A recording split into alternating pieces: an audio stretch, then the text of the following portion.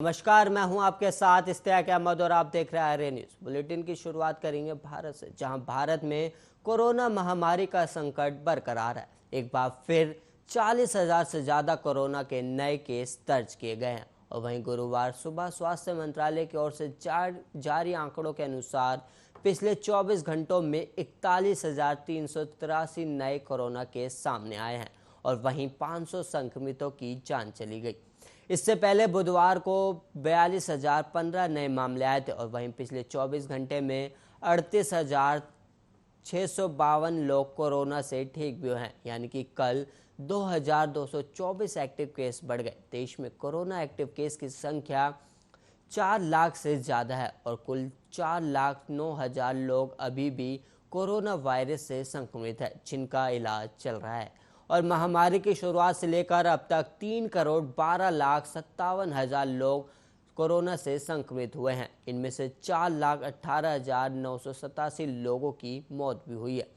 और वहीं अच्छी बात यह है कि 3,04,29,000 इस संक्रमित से ठीक भी हुए। और वहीं स्वास्थ्य मंत्रालय के अनुसार 21 जुलाई तक देश भर में 41,78,00,000 कोरोना वैक्सीन के डोज दिए जा चुके हैं और वहीं बीते दिन 22,77,000 टीके लगाए गए। और वहीं भारतीय आयुर्विज्ञान अनुसंधान परिषद के अनुसार अब तक 45,09,00,000 कोरोना टेस्ट किए जा चुके हैं और बीते दिन 17.18 लाख कोरोना सैंपल टेस्ट किए गए, जिसका पॉजिटिविटी रेट 3% से कम है।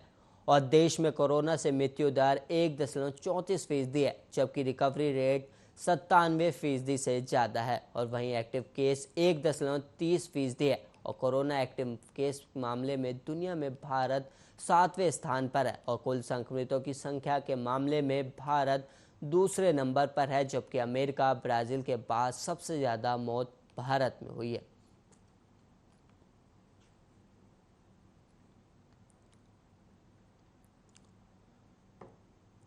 और वहीं चीन में इन दिनों भीषण बाढ़ आई हुई है। स्थिति इतनी गंभीर है कि सेना को बचाव के लिए आना पड़ा है और बाढ़ से अब तक कम से कम 25 लोगों की मौत हो चुकी है। चीन के अखबार ग्लोबल टाइम्स की रिपोर्ट्स के अनुसार 12 लाख से ज़्यादा लोग बाढ़ से प्रभावित हुए हैं और वहीं 1,60,000 लोगों को बचाया भी गया है। और चीन के हेनान की राजधानी झेंगझोउ में सबवे स्टेशन पर अचानक पानी भरने की वजह से यहां 500 से ज़्यादा यात्री फंस गए थे। स्थिति गंभीर हुई तो बचाव के लिए दल भेजा गया। किसी तरह रस्सी के सहारे लोगों को ढूंढने और बचाने की कोशिश हुई और काफ़ी मशक्क़त के बाद फंसे हुए यात्रियों को एक एक कर सुरक्षित निकाला गया।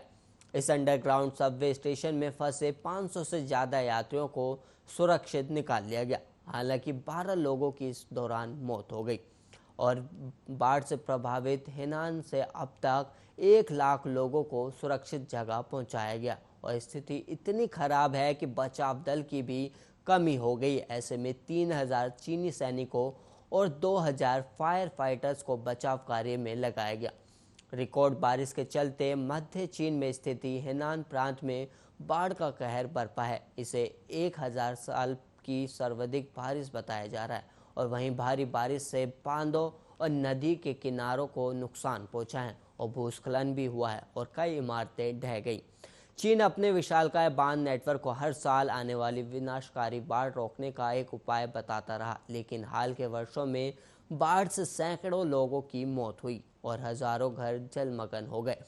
चीन की बड़ी जल परियोजना बाढ़ को रोकने में असमर्थ साबित हो रही है और दशकों पहले बनाए गए बांधों की क्षमता पर भी सवाल उठ रहे हैं। और वहीं हेनान प्रांत के एक बांध भारी बारिश के कारण क्षतिग्रस्त हो गया है और सेना ने इसके लिए भी कभी भी गिरने की चेतावनी दे दी है। और हेनान में कई स्थानों पर रेल सेवाएं बंद कर दी गई और कई उड़ानों को भी रद्द किया गया है।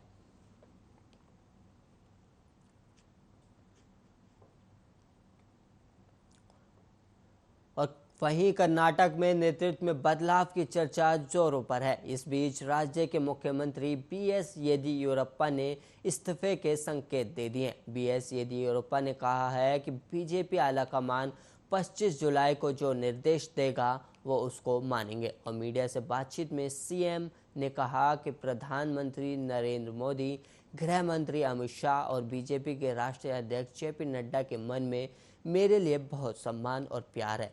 किसी के भी 75 के पार हो जाने के बाद उनके लिए कोई पद नहीं होगा, लेकिन उन्होंने मेरे काम की सराहना की और उन्होंने मुझे 78 से 89 साल की उम्र तक काम करने दिया। सीएम येदियुरप्पा ने आगे कहा कि मेरा इरादा राज्य में पार्टी को मजबूत करने का है और पार्टी को सरकार में वापस लाने का है। 26 तारीख के बाद सरकार के 2 साल पूरे हो जाएंगे और उसके बाद नड्डा जी जो कहेंगे मैं उसका पालन करूंगा।